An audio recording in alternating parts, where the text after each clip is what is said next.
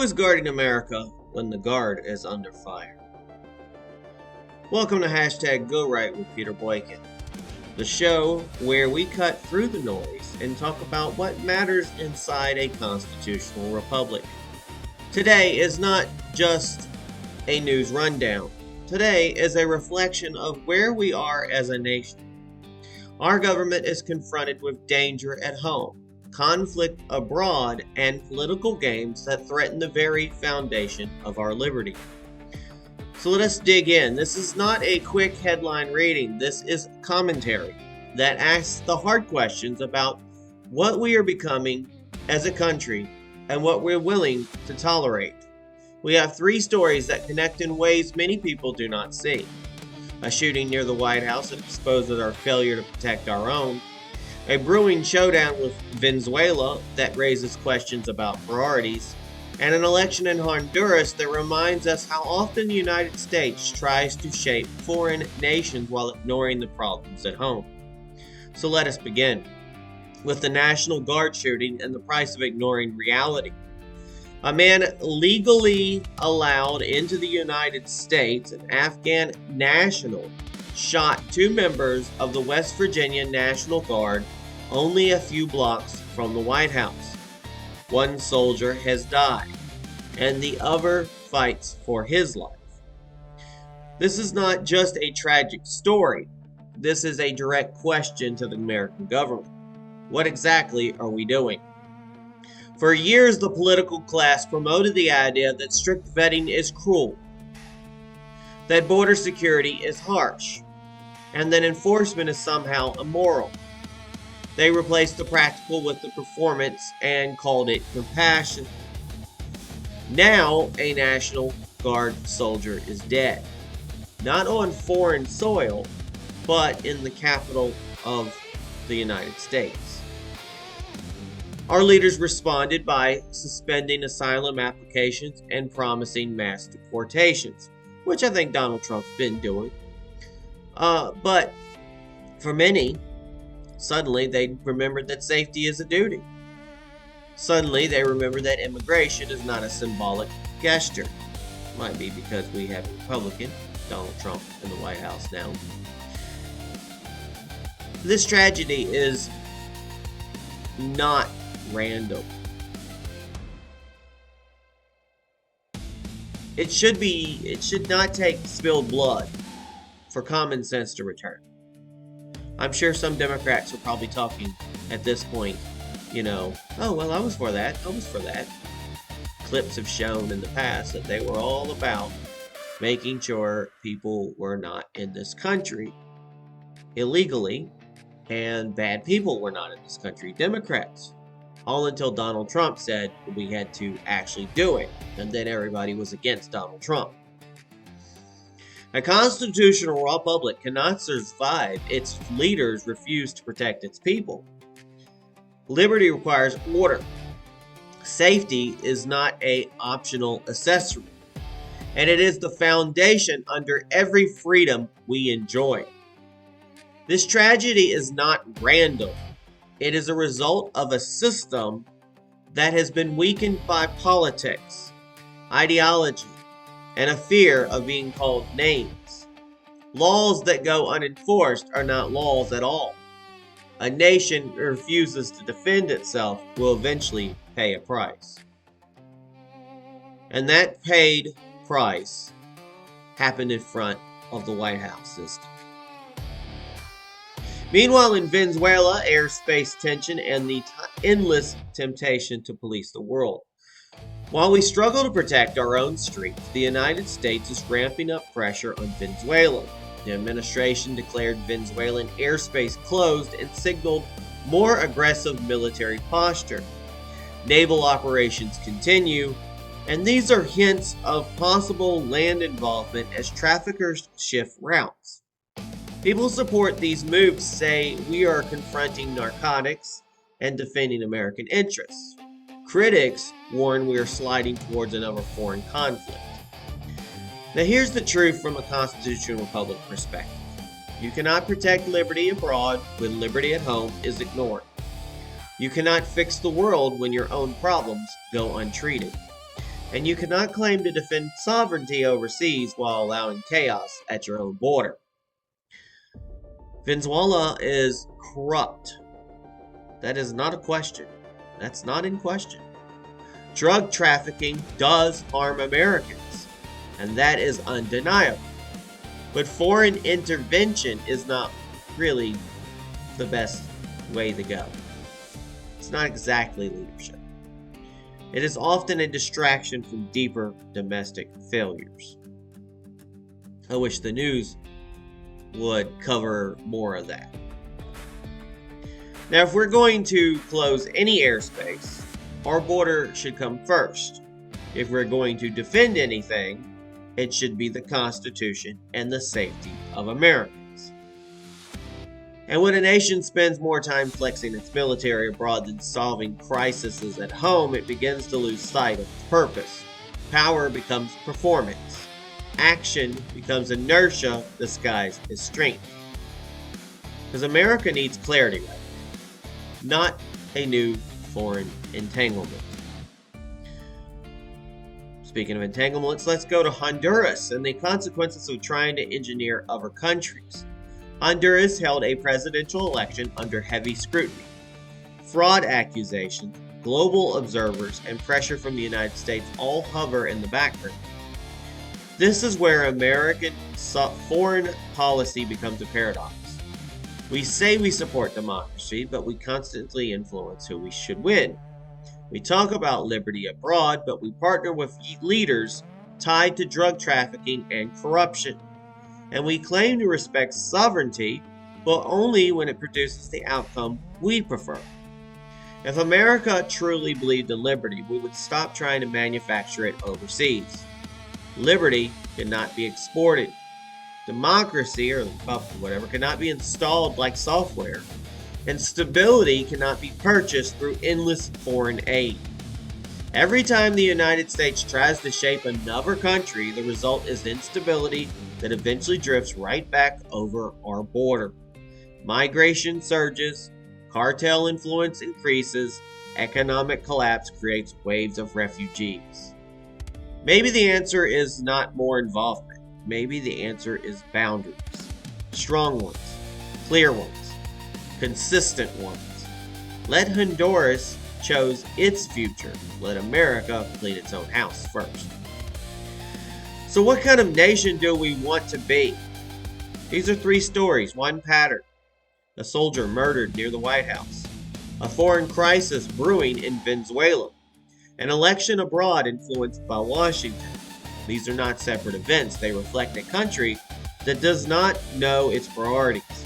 We must decide what we value. Do we value protecting our people or protecting or projecting power? Do we value borders or global theater? Do we value liberty or the illusion of control? Because a constitutional republic is not sustained by emotion. It is sustained by responsibility. Responsibility to enforce laws. Responsibility to secure borders. Responsibility to limit government power abroad. And responsibility to treat American lives as sacred, not expendable. We cannot be the world's superhero while our own foundation cracks beneath us. We cannot save other nations while failing on our own. We cannot preach liberty while ignoring the erosion of liberty at home. This is the moment when America must choose who it wants to be. A protector of its people or a performer on the world stage. One leads to liberty, the other leads to collapse. It's time to choose carefully. I'm going to be right back with the hashtag #GoRightWithPeterBoykin full commentary. But before that, remember to share this episode, follow the platforms, support the movement, read the full article on this on GoRightNews.com, and always think clearly, stand firmly, and choose liberty. Stay informed, and always go right. We'll be right back.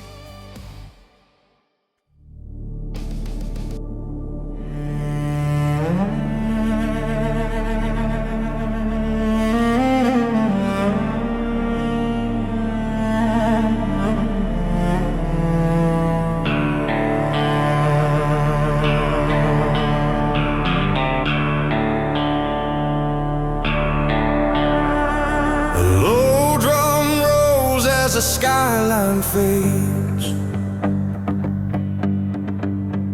voices rise in the night like a warning wave. Truth cuts through the noise and the shifting lines. A new day calls from the front of the line. Stand strong, stay clear. The message is alive right here. Welcome to Go Ride with Peter Boykin, where the voice of the people starts again. Hold the line and stand for freedom. This is the place where the truth lives. Welcome to Go Ride with Peter Boykin.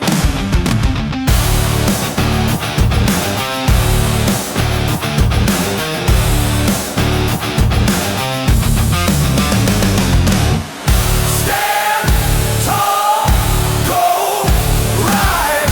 Let the liberty fire ignite. Remember, we fight for what's right because it's time to go right.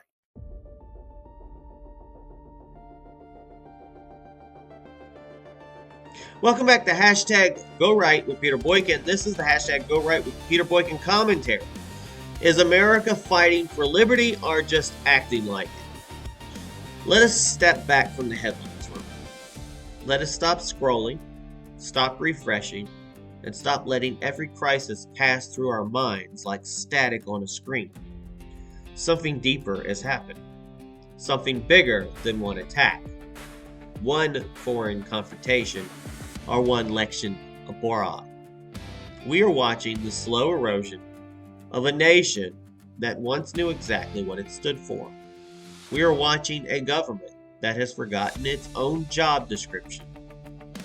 And we are watching citizens struggle to understand how the country that was supposed to protect them became the country that puts them second. This is not fear-mongering. This is not sensationalism. This is a reality that shows itself every time a tragedy strikes close to power. Every time our government reaches for foreign influence while ignoring problems at home. And every time liberty takes a backseat to political performance. A soldier died walking near the White House. That should never happen. That should not be possible. That should shake the nation to its core. But instead, it becomes another story that fades after 24 hours or so.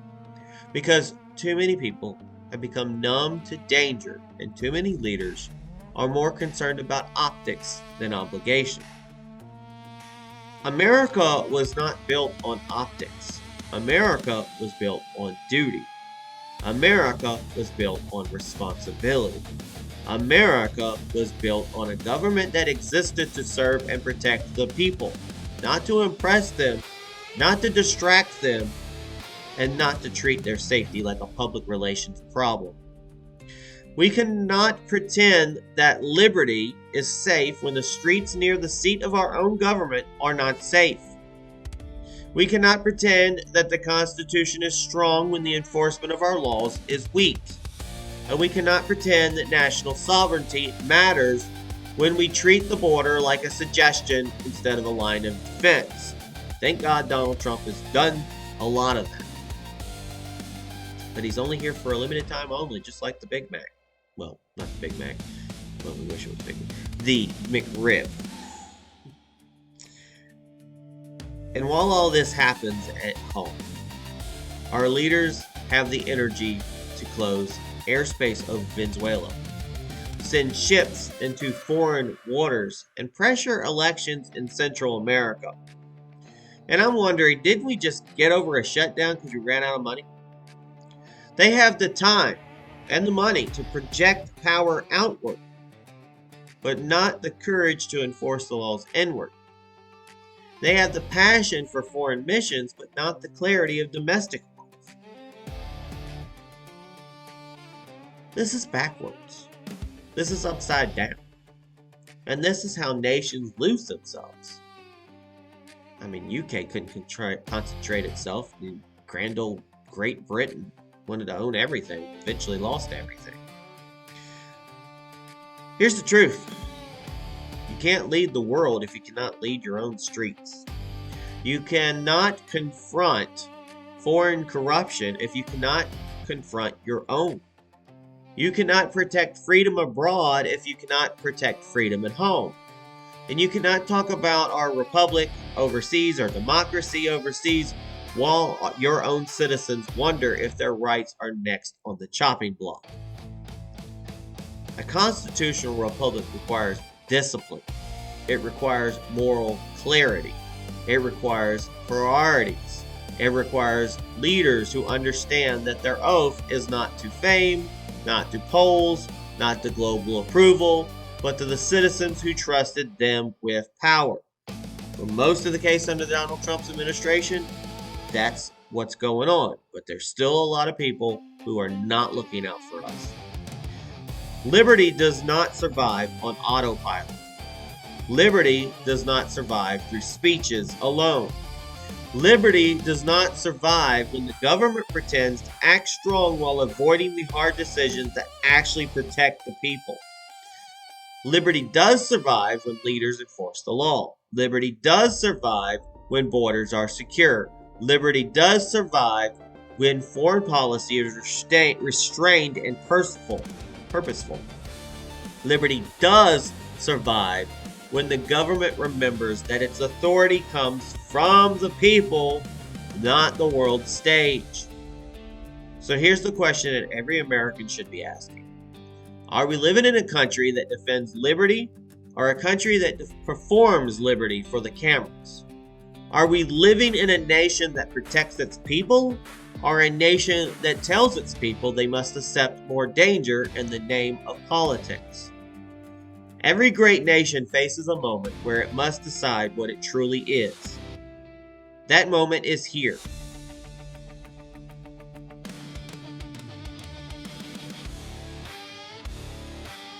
The choice is not between left and right. The choice is not between parties or personalities. The choice is between reality and illusion. Either we return to the principles that built this nation, or we drift further into a future where tragedy becomes normal and foreign crises become excuses for domestic neglect. I choose liberty. I choose sovereignty. I choose accountability. I choose the vision of America that believes citizens deserve to be protected before foreign interests. And I believe millions of Americans feel the same way. That's what's called putting America first. You can't MAGA without putting America first, people. The path forward is simple, even if it is difficult. Secure the border. Keep securing the border. Enforce the laws. Prioritize American lives. Limit foreign intervention. Restore the meaning of the Constitution. Stop pretending you're doing all that and start governing. A nation that cannot protect its people cannot protect its future. And right now, the future depends on whether we're willing to speak truth to a government that has lost its way. And it's been losing its way for a long time. This is not the time to be silent. This is the time to stand, to speak, and to insist that America return to principles that made it exceptional. Because liberty is not guaranteed. It must be defended. It must be guarded. It must be chosen. And it must be chosen now. Here's a call to action, folks. For more analysis grounded in constitutional values and liberty-focused commentary, I need you to keep visiting Go Right News read these articles, I need you to listen and subscribe. Rumble, YouTube, Spotify, Apple Podcast, Amazon, Truth Social, X, Facebook, Gab, TikTok, wherever. And I need you to support the platform. Cash App, $, Go Right News. Folks, thanks for tuning in. And don't forget, it's time to go right.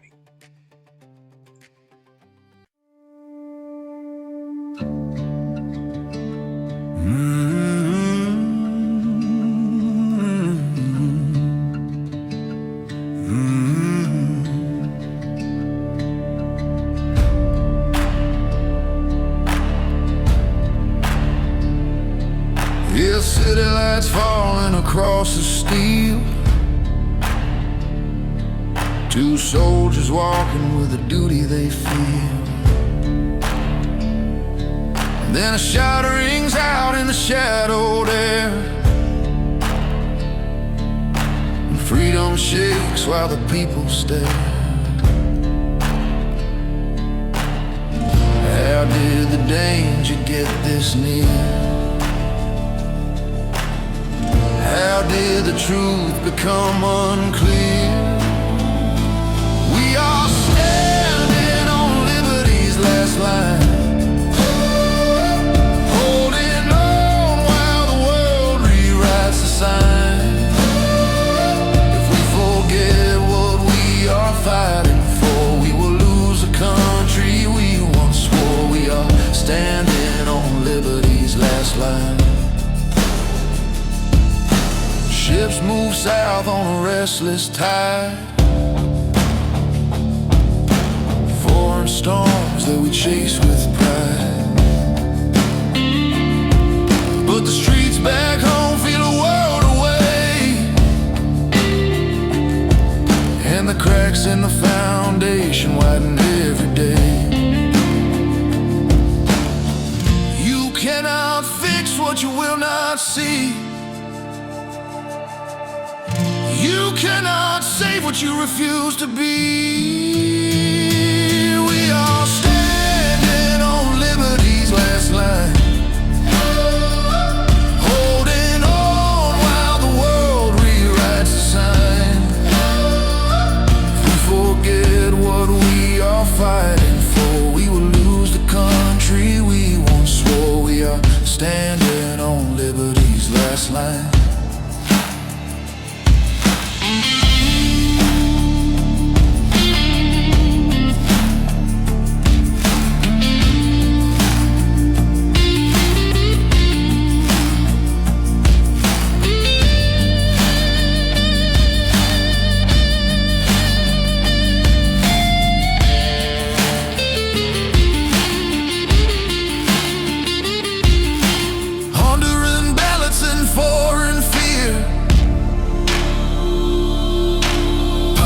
Shifting year by year,